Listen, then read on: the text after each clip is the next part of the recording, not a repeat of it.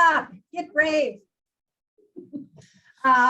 We love to see your faces since we can't be in person, but welcome everyone to our monthly economic development luncheon, minus the lunch today since we're not in person. So hopefully everybody's had a chance to have a sandwich, or you go ahead and eat whatever you've got at your desk or at your home office. And we're happy to have some wonderful staff people from the city of St. Paul that are going to dig into some of the nitty gritty for us today. And I'll let Chad kick it off with those introductions, but thank you everybody for joining us today. Great. Thank you, Terry, and thanks everybody for joining us. Like I said, even though we wish we could all be in person, we know we had a few extra people who could show up today because it was virtual. So we appreciate you being able to come here at the last minute. We've got a few people here from the city of St. Paul today. We did something similar. It would have been, boy, I'm losing track here, 2 years ago, only 2 years ago. It seems like forever ago, but 2 years ago, Mary and others from the city were here to give a similar presentation. So some of what we hope to learn today is to learn a little bit more about the details of the budget that was passed by the city of St. Paul, and also to learn a little bit more about what PED services there are out there that can help the business community. And we are joined by Maryan, Tara, and Mary, and I'm going to introduce Mary, who will then introduce the other two. A lot of you know Mary Rick. Mary has been part of PED for a little while now and has known many of us here in the chamber world and in the Midway community. So Mary Rick, please take it over. Thank you so much, Chad and Terry. Can you all hear me and see my screen? I'm seeing nods. Yes. All right. Well, yeah, thank you so much for everyone. Glad to be able to continue today. Sorry, we're not able to all be together in person, but definitely hope to change that up in the near future and as soon as we can. And we're definitely, out at a lot of events these days. And it's nice to see so many familiar faces on the screen today. As Chad said, we did something similar a couple years ago, and Chad asked us back. So we have some new team members this time, and I'm going to let Tara and Maryan introduce themselves in a moment. I'm Mary Rick. I'm the Director of Business Development with the city. I serve on the Economic Development team. I've been with the city of St. Paul for about 3 years. And we have a lot of slides to share, but we'll definitely leave some good time for questions and discussion at the end. But we'll definitely plan to make full use of this hour and time together. So with that, let me pass to, why don't we go to Maryan first and then to Tara, and then Tara's gonna maybe just go straight into her slides first with the Office of Financial Services. So Maryan, and then if you want to pass over to Tara. Sounds good. Thank you, Mary. Are you able to hear me? Yes. Okay, great. So my name is Maryan Abdi. I'm a project manager with the City of St. Paul. I just came on a few weeks ago, about 7 weeks ago. I'm new to the Twin Cities area. I'm from San Diego, California, and my background is in affordable housing development. I worked with the foundation out in San Diego on affordable housing development and other asset management in a low-income neighborhood. And I look forward to getting to know all of you and getting to know the city of St. Paul better. Thank you. And I'm Tara Barenok. I am the budget manager in the Office of Financial Services at the City of St. Paul. I am relatively new to the job. I started here with the city in April of last year. Before that, I was working for a private company doing software implementations. And before that, I had worked at the state of Minnesota and in the city of Minneapolis in both of those organizations' budget offices. So I'm really glad to be here today to have this opportunity to go through a bit of information about the city's budget and hopefully answer some of the questions that we've heard from Chad and from Terry that you're interested in hearing about, and provide some context for the department's activities that Mary and Maryan are going to go through in their slides. So I don't know if there's anything more that you would like to say, Mary, before I launch in here. I don't think so. I just put up the presentation outline here. So, you know, we'll go through Tara's slides and then get to some of the economic development updates and then have a discussion. But I'll flip over to your first slide. Sounds awesome. Thank you. So this slide provides a bit of context about the city's total budget. So this slide shows the 2022 budget is at $713 million. You'll notice there's a significant increase, an 11% increase, and that's mainly related to the first payment of the American Rescue Plan funding from the federal government, or ARP or ARPA, some people call it. It's the second round of funding that has been available from the federal government. You might have heard of the COVID funding that cities and states received. Well, this is really the next round of funding that has been made available through the federal government. And so that's included as part of our budget for next year. The most commonly discussed part of the total budget is that general fund line there, that 331 million, 332 million. And, you know, that's the area where most of the city's major services are. So things like police, fire, and public works. If you move on to the next slide, you can see information about our revenue sources in that fund. So that revenue sources in that fund, the big message about our revenue sources in the general fund that support those major services like police, fire, and public works and parks and libraries is that the vast majority, so 66%, a huge majority of that 330 million is from property taxes and local government aid. So that's an important thing to know, that those are the revenue sources that support many of the key city services.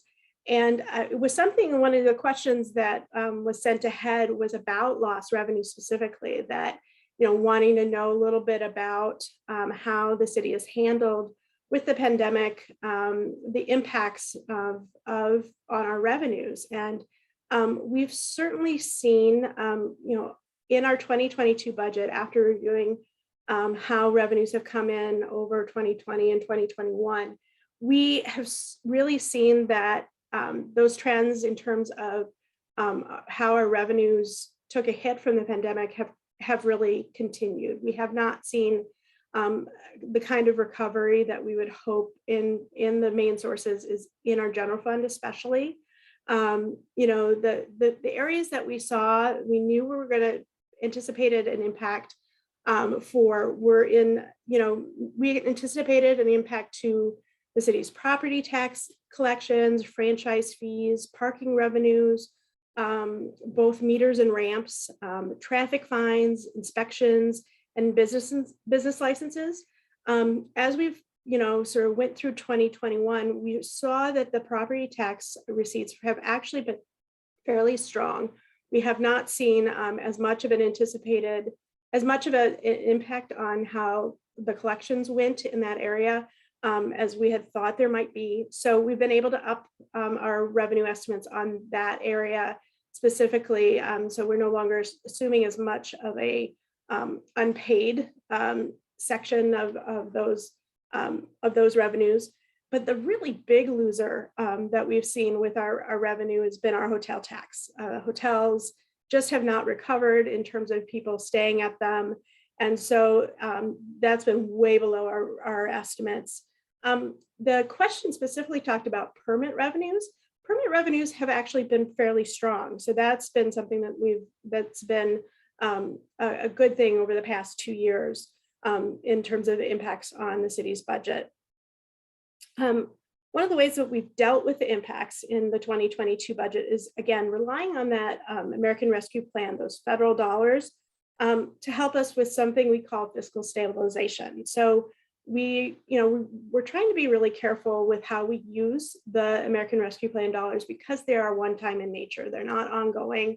we can't add services that we expect would be going on forever, nor would we want to use it to support things on an ongoing basis, say, adding police officers or adding firefighters. It's not a good source for that because on an ongoing basis, because it's going to go away. We're not going to have that funding in the future. So, but we have made some selective use of those dollars to help stabilize the general fund in the 2022 budget.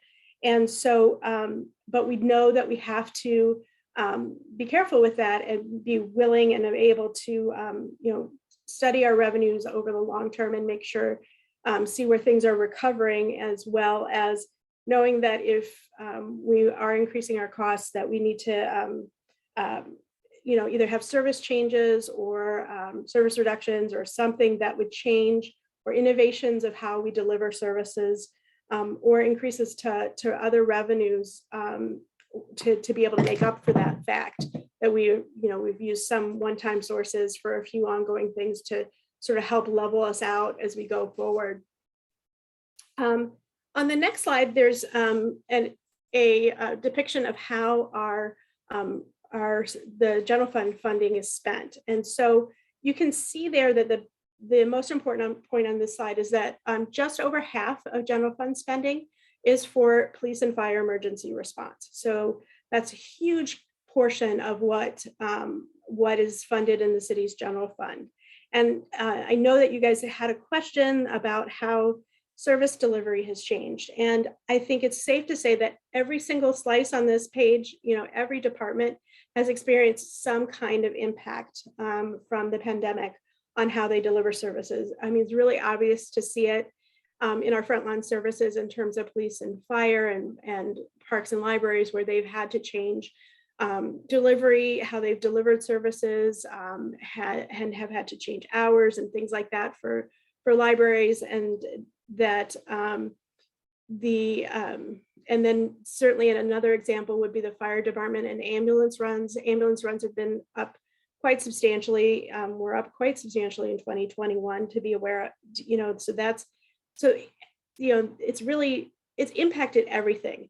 The trick is that we haven't done sort of a comprehensive look at how those impacts have happened. We just have been responding. We've been so in pandemic response mode, so that it really isn't something that we can really sort of give a really scientific or huge, really extensive level of analysis and to on that point. But the area that is really obvious is the office-based workers in the city have been largely online, and virtual work still predominates, and that we expect that some level of hybrid work will remain. It's a major factor when we've seen, even as we've been trying to do some hiring for vacancies as they've come open, that people are really interested in maintaining that remote work. And so for the roles where it fits and where it can work with our obligations to the city, the city's businesses and residents, I think that will continue, but it is something that we're still working through, sort of the exact lay of the land, especially as we've all been dealing with new variants and new conditions with the virus. The other thing that we've done with ARP is we've specifically set aside some funding to look at modernization of city services. So looking from the lessons that we have learned, I think there were some areas that we found when we went remote, right, with the initial lockdowns 2 years ago, that we found some real weaknesses in how the city was able to pivot in certain areas. And so there's been some real work concentrated on setting aside some funding out of those American Rescue Plan dollars to see if there are one-time spending things that we can do to be more able to do things in an innovative fashion. So we're really trying to take those lessons that we have learned and the areas where we hit some bumps and make some changes in terms of how we deliver services. The next slide gives us a bit of a perspective on St. Paul in the region and in the state for our overall property tax levy and our tax base. As I mentioned, a huge share of the general fund comes from the property tax. So these next few slides provide a bit of context on the property tax, and I'll try to answer some of the questions that came through in advance as well in my comments. As you can see, St. Paul is one of the larger property tax levies in the region and also the second largest tax base, second only behind Minneapolis. One of your questions was about, having property tax examples for different size buildings. The trick is that we have, we are working on getting that information, and we'll send it on to Chad so that we can share that with you. We just weren't able to get it done in time for today's meeting. So I thank you for your patience on that. But the one thing that you might not be aware of, that you might not have seen that came in your mail, was what's called your truth and taxation statement, which would have come from the county. That statement was based on the slightly higher levy, the maximum levy that was set in September. If we move on to the next slide, you can see where we actually ended up with the tax levy. We ended up with a 6.17% increase over 2021, which in 2021, we did not have an increase in the tax levy. So the levy, the important thing to note was what you received in the mail, your tax statement, your truth and taxation statement. Those came out in November. That estimate was based on the slightly higher levy increase that was proposed. So when you get your actual tax bill, it will be based on this 6.17% increase. The one thing that you'll note in addition is that there was the big year in 2018, some folks may remember, that was the change over from moving some of the services that had been outside of the general fund for public works as a result of a court case that changed up how the city was able to assess for different improvements. And so that's what happened that year. So to provide some context on these numbers. The next slide is a bit about how, I've woven in some comments already about the American Rescue Plan, and but to give you a sense of the high level plan that was included in the budget for the spending of those funds, this high level strategy was included in the mayor's budget and has continued to be the plan that the administration is working on implementing for how these funds would be spent. So far, we've received $83.3 million, that first payment from the federal government on that $166 million in total of funding that we have available. There's been some immediate needs that were identified last summer that were allocated, but this is the high level plan of the buckets of how the city is planning to spend the funds.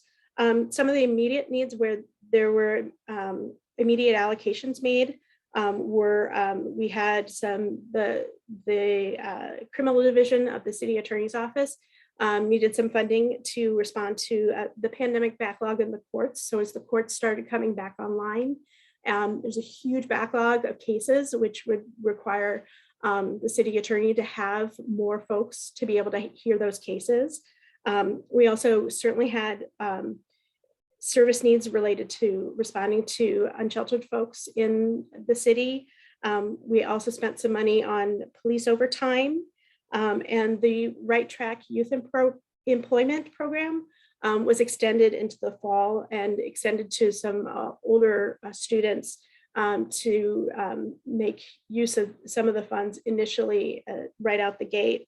And you may also have seen most recently the deeply affordable housing plan, where the city is working jointly with the county to do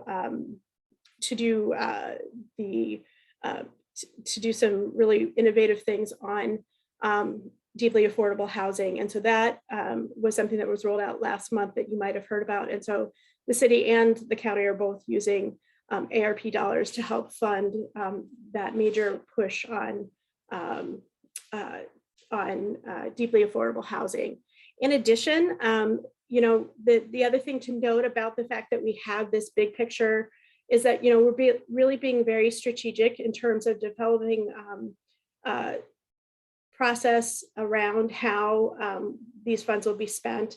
We want to make sure that we're not spending things on ongoing needs, because that would just be a hole that we would have to fill later on. So we're being very deliberate about how these funds are being spent. We're working internally.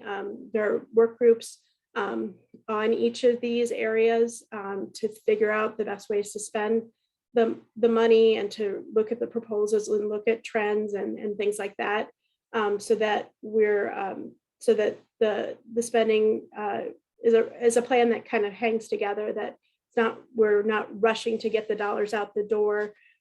This funding source is very different from the early COVID relief funding source, which had really strict timelines in terms of how quickly we needed to spend the money. We have really through 2020, 2025, 2026 to finalize all the spending and actually make all the payments. So we're taking the time to make sure that we are doing things that make sense with this funding. And in addition, I wanted to make sure to provide a little bit of context before I hand it off to Maryan about the Planning and Economic Development Department's budget. So going a little bit more detail on that is on the next slide, where to give you the context when they're talking about the numbers, so you can kind of get a sense of what share of their department's budget is the item that they're talking about. So there's about a $54 million budget for the overall Planning and Economic Development Department. A large chunk of that is some of the STAR funds flow through this department, as well as HUD grants. And I see a question on Works Progress. Works Progress, if we go back to the previous slide, the Works Progress is really about jobs and different job strategies for getting people hired into work that is accessible to them in terms of where they are in their work life. And there's a lot that's still being developed and how that really looks in terms of that. Mary may have more to talk about that as part of her slides, or she can jump in too. But it's really about jobs is what Works Progress is about. So. And then you see here how the department has allocated its it has positioned their positions, how their workforce is staffed to support the work and looking at housing and economic development and city planning. We do have a lot of resources available on the city's website with our budget books going way far back, as well as a budget portal with downloadable data that you can look at to slice and dice information about the city budget if you have things that you're interested in looking at. We also have a property tax estimator out on that site. It's currently being updated, so I don't have the link here, but that's a resource that you can go to look at property tax information as well. So I will hand it over to Mary. Thank you so much, Tara. I hope folks found that helpful. I know it's helpful for our team, and OFS, Office of Financial Services, and Susan and her team, I think, do a really great job of pulling things together. So we'll definitely we'll try to speed through some more economic development team slides here, and then come back to all of us for questions as we go. One really quick note, just building on what Tara said about that Works Progress and jobs bucket. That is where we also have some additional business support requests. Obviously our existing business community is providing great jobs and also having workforce challenges. So it's a pretty extensive look at jobs, but that's where we're also leveraging for some asks and recommendations around business support. But jumping into some of our slides, and I'll go through a couple and then pass off to Maryann and then come back to wrap it up. Our economic development strategy, and as you saw, the planning and economic development team includes long-range planning, those working with the Met Council on 2040. It includes our housing team. It includes a real estate team, managing HRA properties. But our economic development team is led by Martin Schiekel, about 18 staff people. And these are some of the areas that we've been focused on for a number of years.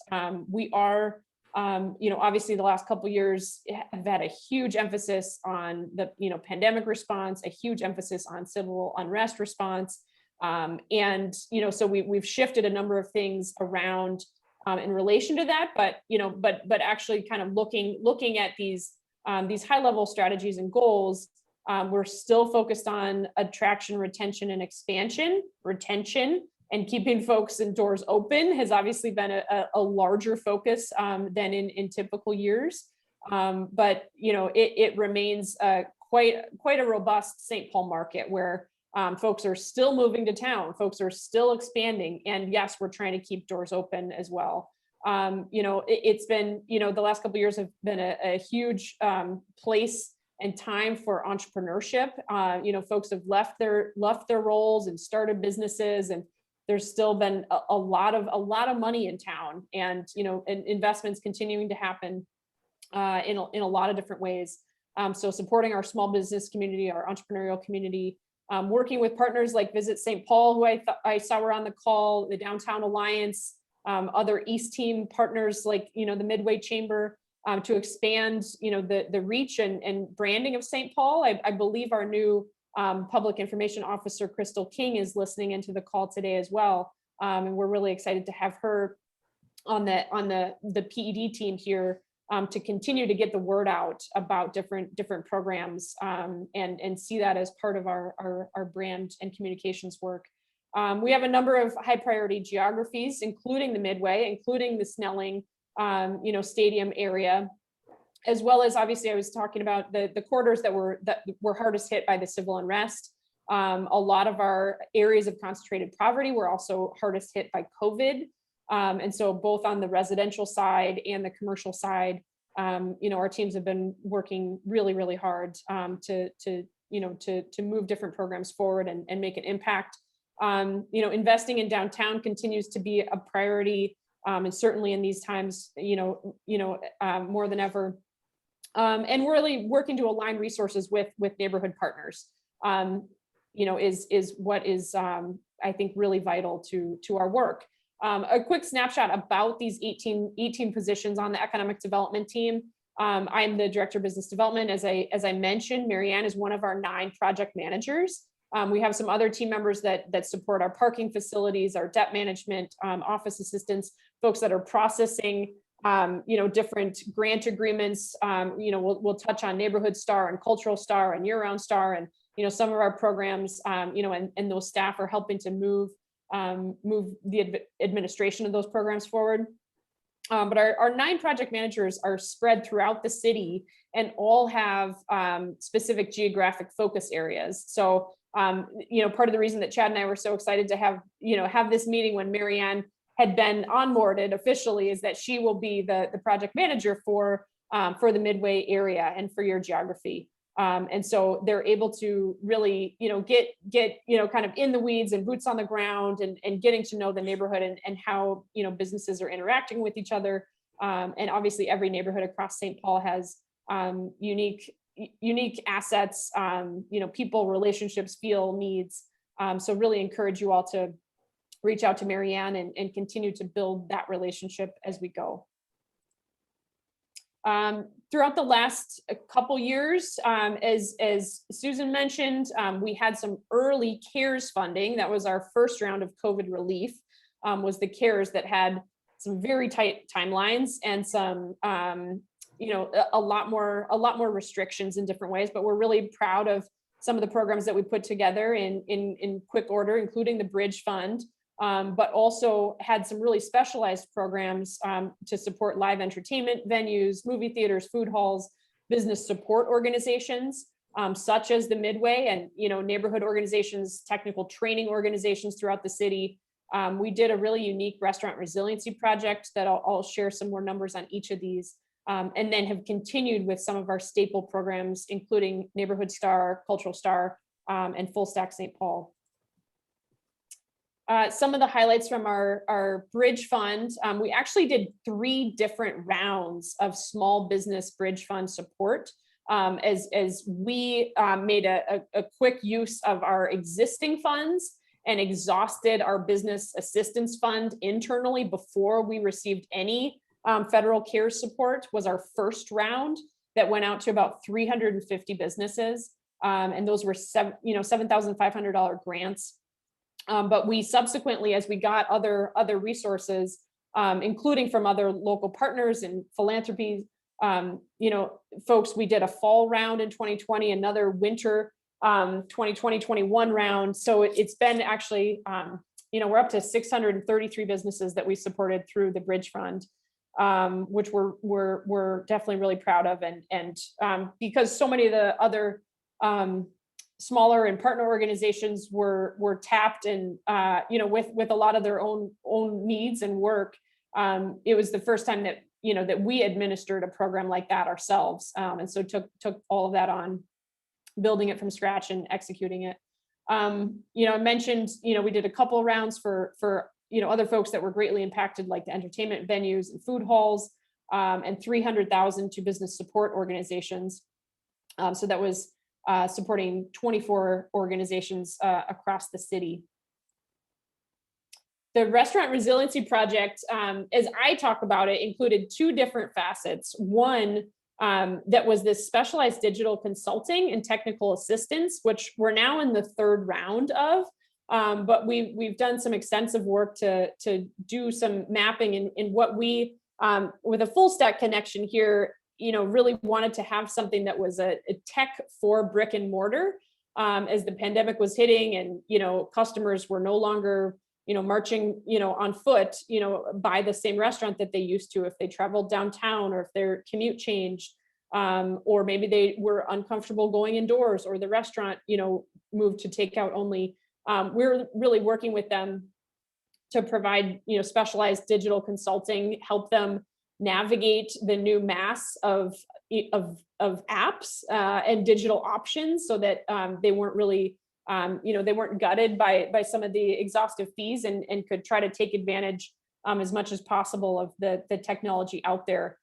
We also helped fund a program called Dine St. Paul, with Visit St. Paul. And so it was a robust campaign, really driving as things were opening up last year in 2020 to drive folks back into the restaurants, and so we had a lot of success in terms of impressions, and also just the what we saw as the return on investment of folks then following those leads straight into the restaurants across St. Paul.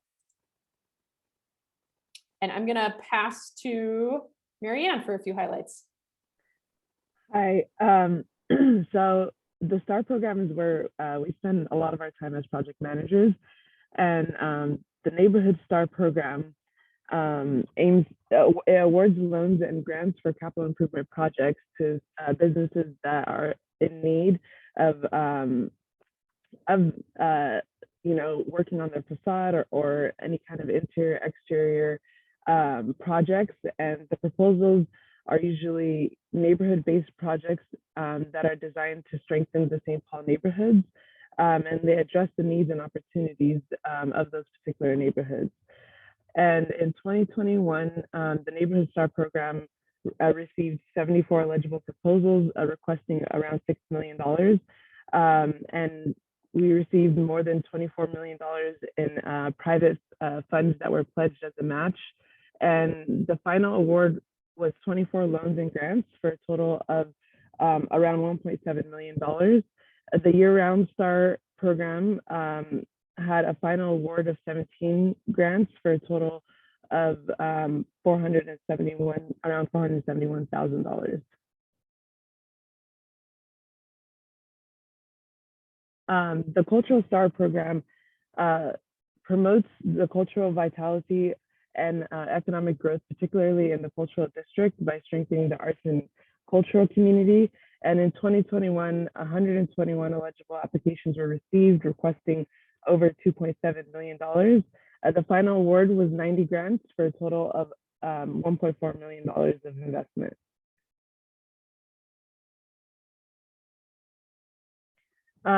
This is a map from the spring that kind of shows how our active projects are spread out in the different wards. And currently we have 90 projects in the conceptual phase, 66 in development, and 43 under construction. And for those that are under construction, there's about a total development cost of $63 million. And for us, when a project is under construction, a project stays under construction until all funds have been dispersed and the project is complete.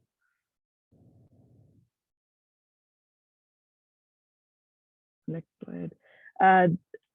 This is an example of the of what funds from the STAR program, the Neighbor Star and Year-Round Star, can do. The bottom left picture is the vacant before photo, and the top left and right photos are the after. So you can see improvements to the facade of this building, and we're able to support a new restaurant coming in to this community.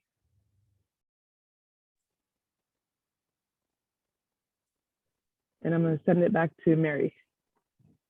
All right, thank you, Maryan. Mm-hmm. So just a couple more slides, and we'll move into questions.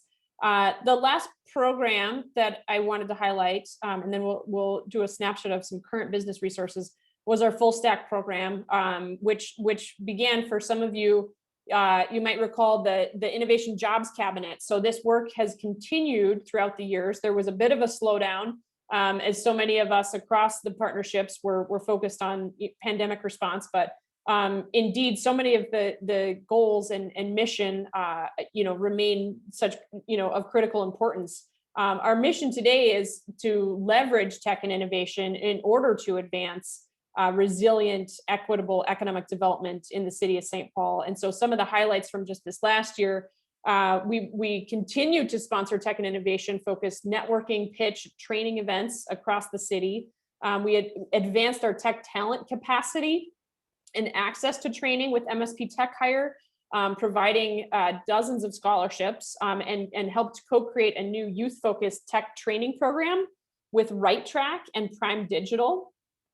We also worked with our partners at St. Paul Area Chamber to develop a new website, which I encourage you to visit. fullstackstpaul.com is our new website. We just launched it about 6 months ago.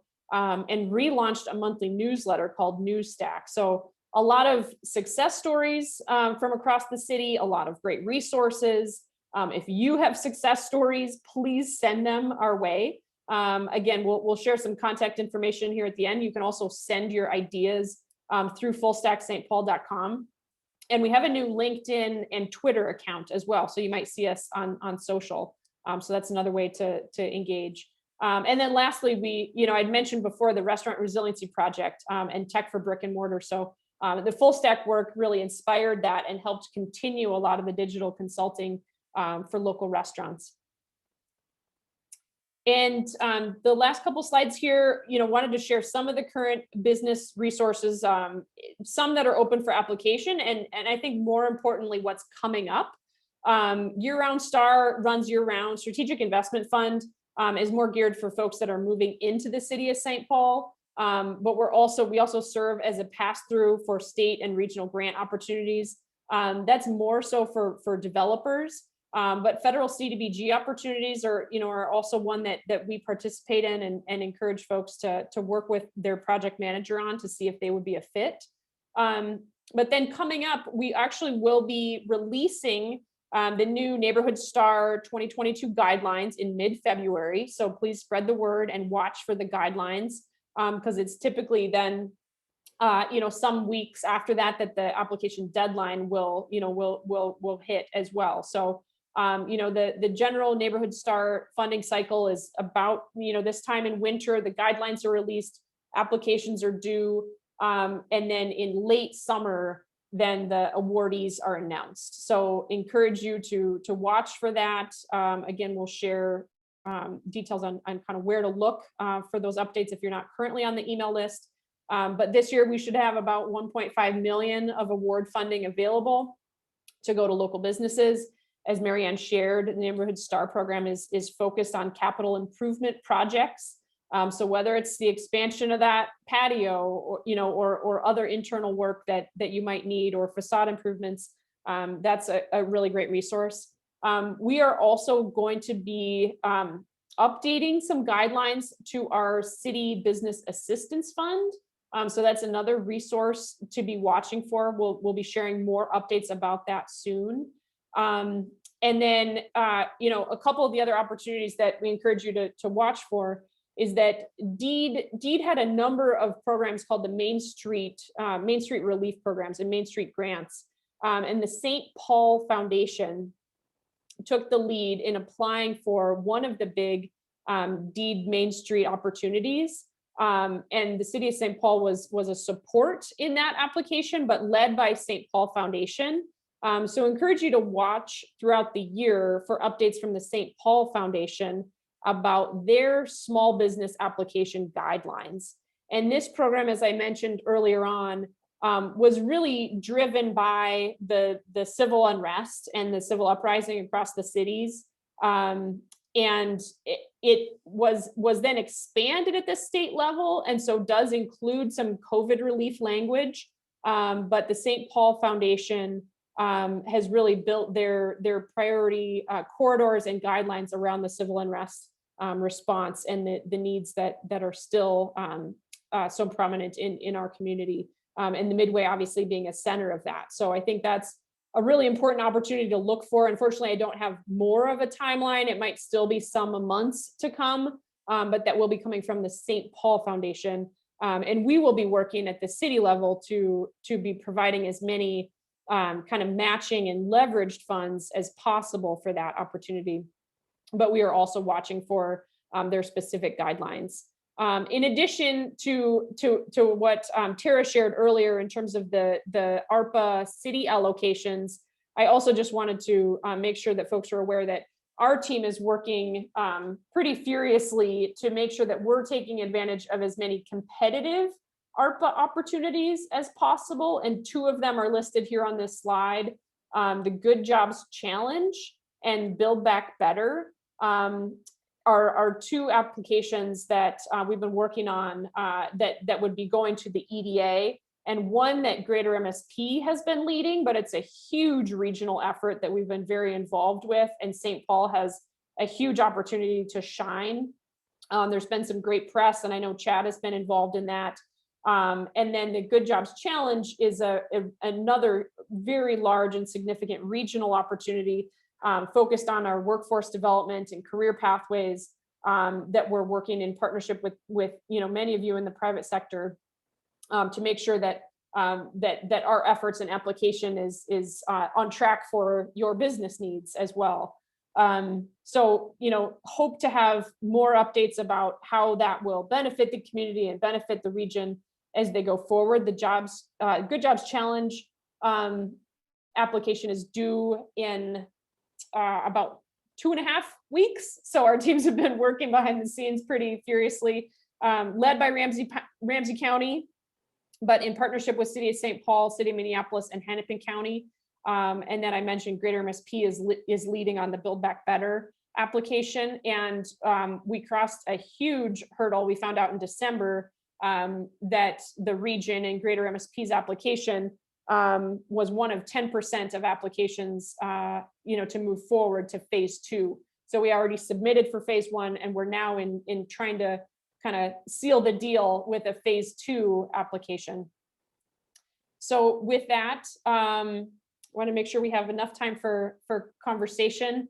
And Chad will share this out again, but wanted to share our contact information for myself, Maryann, Tara, and I'm also listing our business resource center, which has a hotline. So if one of us isn't, available or picking up, or you want to find out who is your maybe you're interested in a project manager from a different part of town, the business resource center line and email, as well as our economic development webpage is up there.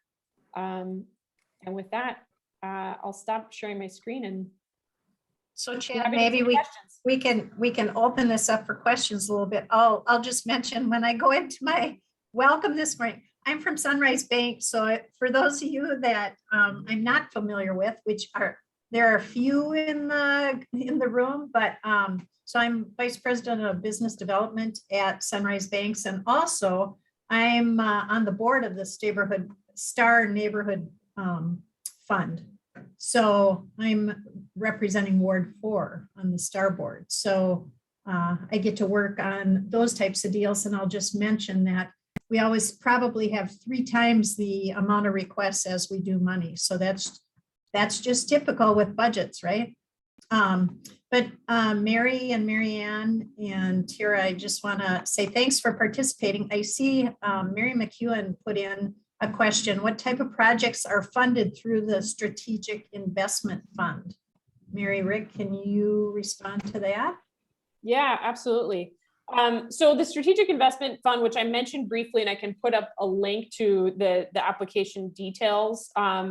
That's really it's frankly one of the attraction tools that we have in order to expand high-paying jobs and bringing more jobs and businesses into the city of St. Paul. So, if you're a property owner or a developer and you're trying to help recruit businesses into your space, this might be something that you want to pay attention to and make sure that your prospects are aware of the Strategic Investment Fund. Thank you, Maryann, for putting that link over.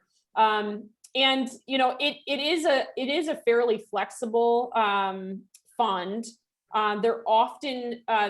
Funding is often given in terms of forgivable loans based on how many jobs and how long the commitment to stay in St. Paul is. And it's the standards are a 5-year minimum. So those are some of the drivers, but we've often funded substantial renovations or equipment and furnishings. Typically it's doing something sticky to get somebody to stay here. So that's the most frequent kind of area that we would fund for that. Anyone else have other questions? Otherwise, I'll keep spitting them out. I'll say one, Terry, and first I'll just mention thanks for putting up the future opportunities on there. I remember 2 years ago when you did this presentation and talked about STAR, one of the attendees ended up applying. He had a particular project that he was working on, and he hadn't thought about applying for STAR funds yet. So because of that presentation, he did. So thank you for that. I'm curious about the STAR funds and the projects. Has there ever been a bit of an ROI look at the projects that have happened? I know it's a little hard to quantify necessarily, but any way you can view how many jobs were created at the sites, what that meant for the tax base, and so on? I think that's a great question, Chad, and we're definitely tracking. Michelle Swanson is our STAR manager, and so she's got a pretty deep database with those numbers. I don't have those in front of me right now today, but I'd be happy to share some STAR impact numbers over the years. It's certainly one of our, one of the tools that we're proud of and stretches across the city in so many ways of positive small business support. So I'll ask another question. This can go back to Tara, and you probably won't like this question, but the American Rescue Plan. I mean, you have kind of a guideline for how those dollars are going to be spent, but at this point, none of that money has been spent, I'm assuming. So is there still the ability to tweak some of those categories, or could some of those categories, like housing and financial stability kind of go hand in hand, and food scarcity and those types of needs are probably all in that loop, as well as some of the daycare and education issues. So I mean, it's a big area to cover, and I don't know who's lobbying for what as far as how that money gets spent. No, that's a great question. I love that question, actually. I think it's it really points out to why we're taking such a slow, sort of doing a slow rollout of the work that the city's doing. We are, that we've been struggling to make sure that we're targeting the right sets of programs. That's why we're trying to convene internally to kind of have our own sense of the priorities and what things are part of the process. What are things that are really ready to go that we could work on, that could happen, because even though the length of time is longer on the ARP grant, it's not forever. Like we still have to have something that can make a huge impact relatively quickly, and so that's why things have been slower. There are, we have had in the past different opportunities to be involved in the budget process, to provide input through the mayor's office. We've supported them to do different budget games and different budget input sessions. I think I wouldn't be surprised if down the line there might not be additional opportunities or different ways of for there to be public input into the work, and that is also something what we're trying to develop to figure out how best to do that without being able to be grounded in sort of a very broad perspective of all of the things that could potentially be funded with that money. And you're absolutely right. That's the biggest challenge is figuring out how we link up and align the strategies across those major buckets, and have a good idea of how we'd like to see that work move forward. It's there, like I said, there were some immediate needs where there has been some spending, but it's been this initial work to be really thoughtful that we've been emphasizing so far. Well, and I do get that it's not something that is kind of revolving. It has to be something, it should be spent on something that has an impact now that benefits for a number of years, right? As that's thought about. So Tony Mendoza has another question here. Chad, sorry for just taking over, but I've got questions until the cows come home if you want me to. How does the city measure the overall progress of the city's economic development and whether particular programs are having the intended effect? The city has been through a lot over the past 2 years, and this question seems to be on the minds of many. What indicators does the city watch? So that question's in chat if you ladies are wondering. I read that from Tony. So if one of you can kind of comment on that. Mary, probably you take that one. Yeah, Tony, I mean, that's a big question. It's a great question. I mean, traditionally it's been the strength of the tax base, and some of those numbers were shared. We're also looking at unemployment. We're also looking at wage rates, right? Like what are folks actually earning? And then, obviously also looking at the disparities across different populations at some of those numbers. I think, what are the indicators? I mean, we keep kind of thinking that, like, okay, is this pandemic wave done? Is this pandemic wave done? I think we're also, there's some of the, as Tara said, like we did push some funds out immediately, but in terms of business supports, it's like we didn't think we were going to be hitting this wave here in January. So, I think, we're very open to, to different trends that you all are seeing, what indicators you think we should be looking at. And, we've been looking at, study after study too, of like, where are other cities, where are they spending? A lot of folks, they spent, a bunch of ARPA money on rent, last summer. But then were those businesses going to be closed by the time winter came around? So I think it's really, it's been a challenge for us. Obviously, there's so many priorities across the city, and so we're juggling alongside, the housing and public safety, and all of these priorities are just,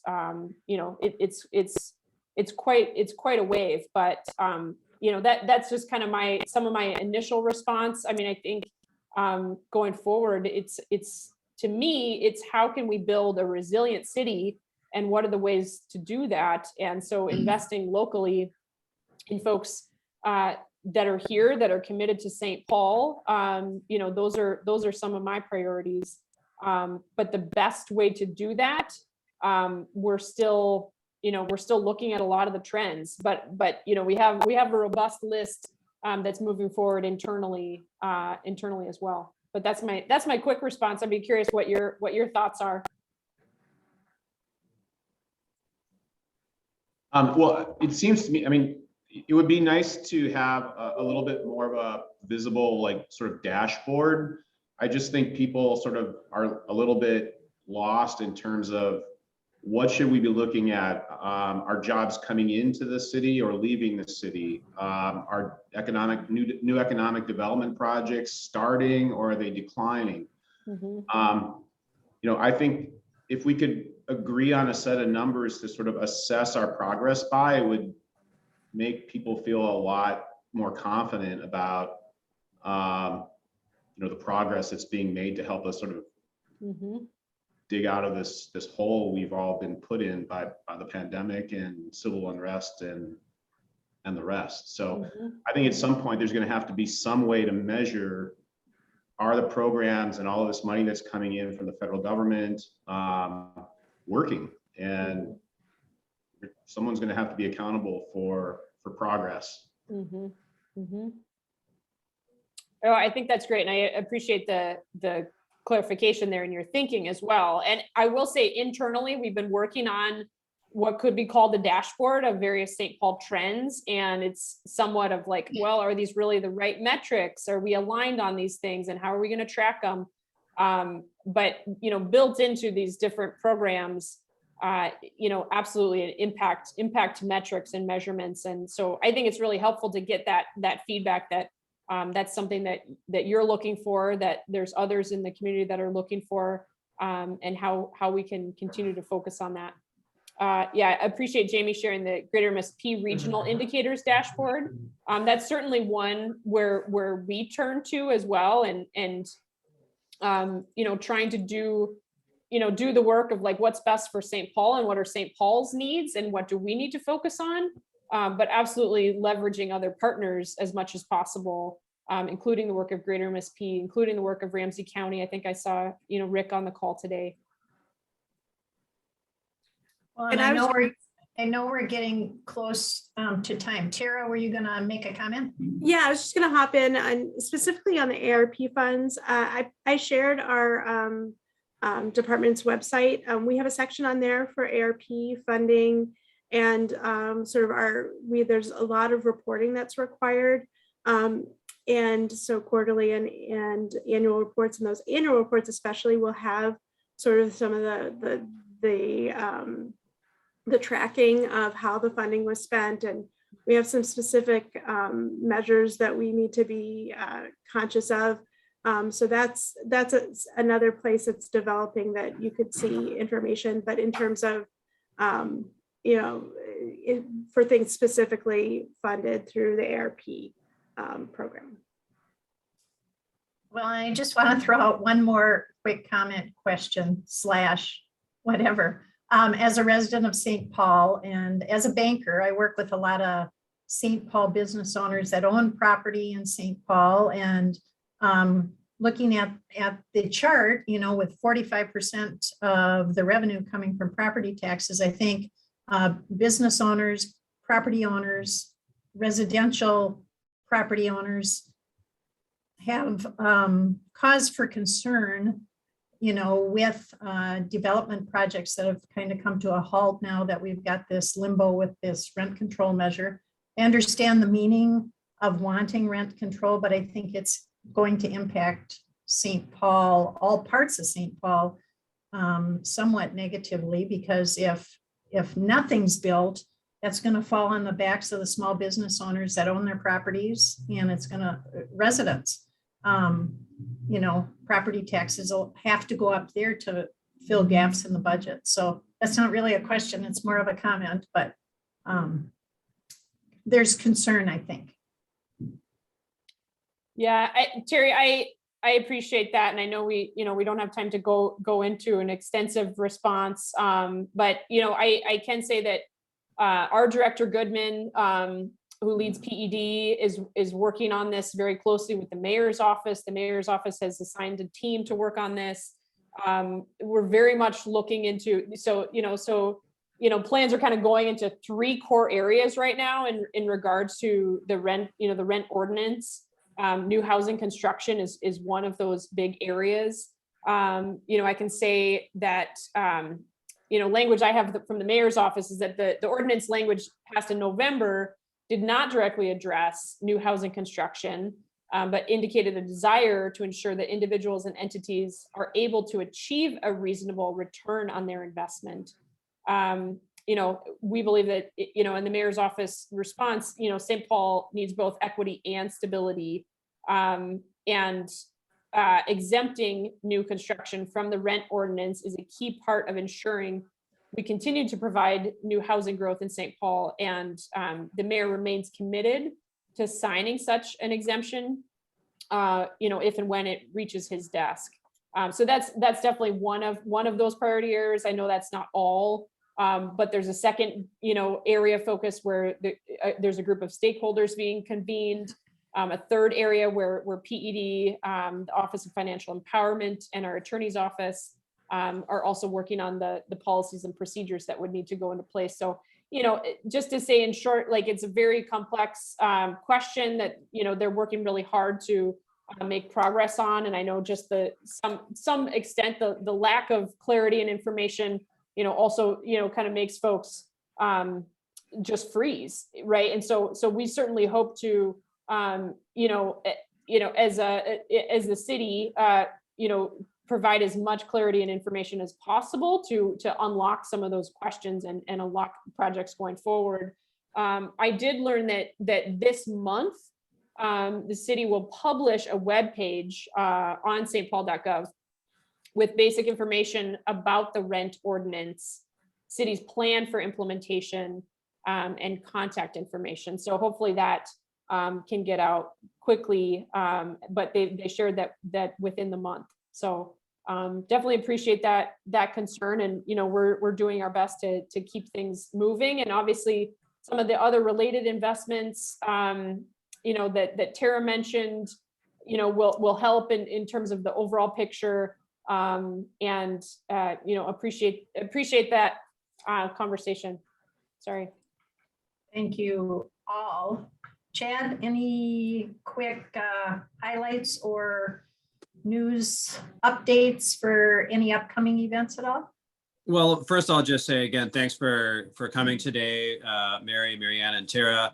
If anybody ever has any questions about the city, feel free, first of all, to reach out to me and the chamber. We are here to help you out and to make those connections. You also saw that Maryan put her contact information in the chat. As you mentioned, she's the project manager that's going to be working in the Midway area. So there's a good chance if you have questions, Maryan would be somebody who you could start with at the city. And if it's not something in PED, she can probably at least steer you in the right direction. So please continue to utilize your resources. Check our events calendar for some upcoming events. And as I mentioned on the chat, this is going to be available, both the recording and the PowerPoint that we'll be sending out later on. So thanks everybody for attending, and we hope to see you in person again soon. Thanks so much, everyone.